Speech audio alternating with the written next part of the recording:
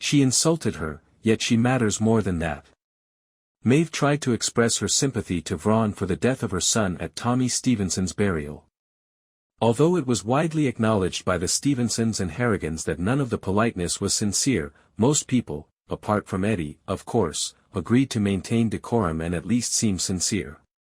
Vron, who was upset and grieving, had no such plans and humiliated Maeve in front of her. Naturally, the disrespect caused Maeve to become enraged. She called, and when Vron next appeared on screen, she went into her car, which exploded. Although Maeve's order to assault Vron officially took place off-screen, it is evident that she was responsible for the attack, in part because she felt that Vron had disrespected her. But the importance of Vron's place in the Stevenson crime empire outweighed the insult. Maeve has wanted to start a genuine war since the beginning of MobLand, and since Vron was Richie Stevenson's wife, she was the ideal target. Pushing Eddie to kill Tommy Stevenson was her initial attempt.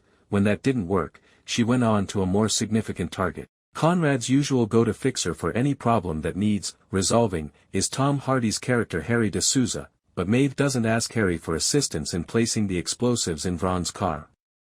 Despite Conrad's insistence to the contrary, Maeve has previously stated that she thinks Harry instructed the police where to look for Archie's body. Maeve's angry call went to Paul since she undoubtedly had little to no faith in any of her children.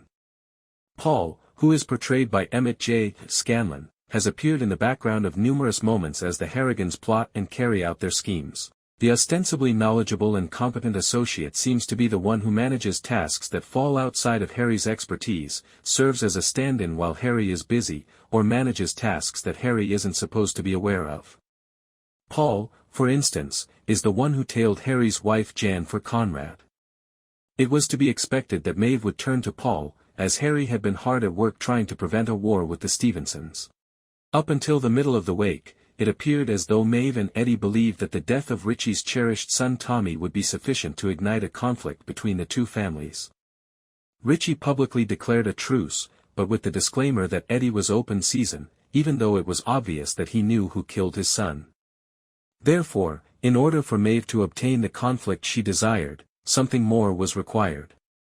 Although Vron's remark may have been the catalyst for the shooting, Maeve and Conrad had already made plans to strike Vron next. But it's quite probable that the Harrigans will come to regret it.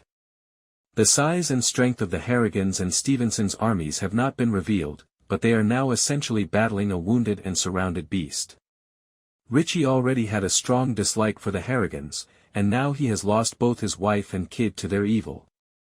Since he has nothing left to lose and is only interested in getting revenge, the Harrigans will engage in a fierce and brutal battle with the rest of MobLand.